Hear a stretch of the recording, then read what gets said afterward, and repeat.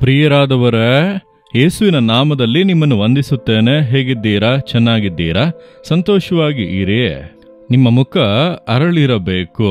ಈ ಒಂದು ರೋಸ್ ಹೂವಿನಂತೆ ನೋಡಿರಿ, ನಿಮ್ಮ ಮುಖ ಅರಳಿರಬೇಕು. ಈ ಹೂಗಳು ಹೇಗೆ ಅರಳಿದೆ ನೋಡಿದ್ದೀರಾ? ನೋಡುವಾಗಲೇ ಸುಂದರವಾಗಿದೆ ಅಲ್ಲ? ದುಂಬಿಗಳೆಲ್ಲ ಬರುತ್ತವೆ. ನಿಮ್ಮ ಮುಖದಲ್ಲಿ ಸಂತೋಷವಿದ್ದರೆ ಮತ್ತೊಬ್ಬರು ನಿಮ್ಮನ್ನು ಪ್ರೀತಿಸುವರು, ನಿಮ್ಮನ್ನು ಹುಡುಕಿ ಬರುವರು.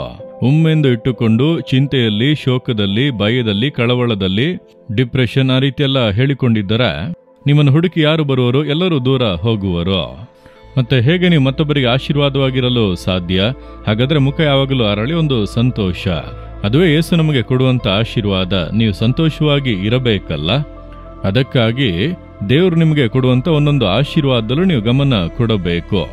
ಆಶೀರ್ವದಿಸುವಂತ ದೇವರು ನಮ್ಮನ್ನು ಆಶೀರ್ವದಿಸುತ್ತಲೇ ಬರುತ್ತಿದ್ದಾರಲ್ಲ, ದೇವರನ್ನು ಸ್ತುತಿಸಬೇಕು. ಇಂದು ಒಂದು ಆಶೀರ್ವಾದ ನೋಡಿರಿ. ಯಾಕೋಬ 1ನೇ ಅಧ್ಯಾಯ 5ನೇ ವಾಕ್ಯದಲ್ಲಿ, ನಿಮ್ಮಲ್ಲಿ ಯಾವನಿಗಾದರೂ ಜ್ಞಾನ ಕಡಿಮೆ ಆಗಿದ್ದರೆ ಅವನು ದೇವರನ್ನು ಕೇಳಿಕೊಳ್ಳಲಿ, ಅದು ಅವನಿಗೆ ದೊರಕುವುದು. ದೇವರು ಹಂಗಿಸದೆ ಎಲ್ಲರಿಗೂ ಉದಾರ ಮನಸ್ಸಿನಿಂದ ಕೊಡುವವನಾಗಿದ್ದಾನೆ. ದೇವರು ಜ್ಞಾನವನ್ನು ಸಂಪೂರ್ಣವಾಗಿ ಕೊಡುವರಂತ. ಇದು ಒಂದು ದೊಡ್ಡ ಆಶೀರ್ವಾದ. ಜ್ಞಾನ ಎಂಬುದು ಒಂದು ದೊಡ್ಡ ಆಶೀರ್ವಾದ. ಓದುವುದಕ್ಕೆ ಜ್ಞಾನ ಬೇಕು. ಒಂದು ಕುಟುಂಬ ನಡೆಸುವುದಕ್ಕೆ ಸ್ತ್ರೀಯರಿಗೆ ಜ್ಞಾನ ಬೇಕು, ಪುರುಷರಿಗೂ ಜ್ಞಾನ ಬೇಕು.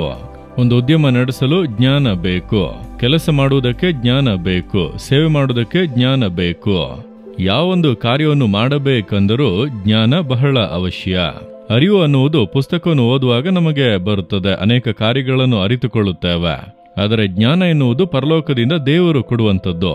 ಈ ದೇವರ ಜ್ಞಾನವನ್ನು ಹೊಂದಿಕೊಂಡರೆ ಎಲ್ಲ ಸಮಸ್ಯೆಗಳನ್ನು ನೀವು ಸುಲಭವಾಗಿ ಜಯಿಸಬಹುದು.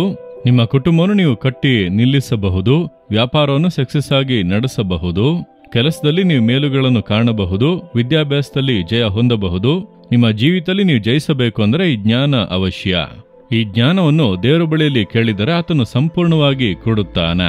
ಸೊಲೊಮೋನನು ಎಂಬಂತ ರಾಜನಿಗೆ ದೇವರು ದರ್ಶನವಾಗಿ ನಿನಗೆ ಏನು ಬೇಕೋ ಕೇಳು, ಏನು ಕೇಳಿದರೂ ಕೊಡುತ್ತೇನೆಂಬುದಾಗಿ ಹೇಳುತ್ತಾರೆ.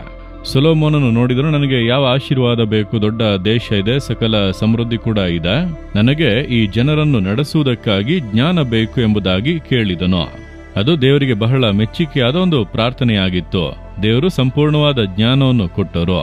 ಆದ್ದರಿಂದಲೇ ಅವನಿಂದ ರಾಜ್ಯವನ್ನು ವಿಸ್ತಾರಪಡಿಸುವುದಕ್ಕೂ ದೇವಾಲಯವನ್ನು ಕಟ್ಟುವುದಕ್ಕೂ ಸಾಧ್ಯವಾಯಿತು.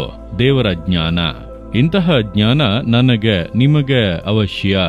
ಈ ಜ್ಞಾನ ಇಲ್ಲದೆ ಮಾಡುವುದರಿಂದ, ಮಾತನಾಡುವುದರಿಂದಲೇ ಅನೇಕರಿಗೆ ಸಮಸ್ಯೆ. ಅಯ್ಯೋ, ನಾನು ಜ್ಞಾನ ಇಲ್ಲದೆ ಮಾಡಿದೆ, ಜ್ಞಾನ ಇಲ್ಲದೆ ಮಾತನಾಡಿದೆ, ಅದರಿಂದ ಅನೇಕ ದುಷ್ಪರಿಣಾಮಗಳು. ಹಾಗಾದ್ರೆ ನೀವು ಈ ಜ್ಞಾನವನ್ನು ಹೊಂದಿಕೊಳ್ಳಬೇಕು. ಜ್ಞಾನದ ಆತ್ಮನು, ಪರಿಶುದ್ಧಾತ್ಮನು ಬರುವಾಗ ನಿಮ್ಮನ್ನು ಜ್ಞಾನದಿಂದ ತುಂಬಿಸುವನು.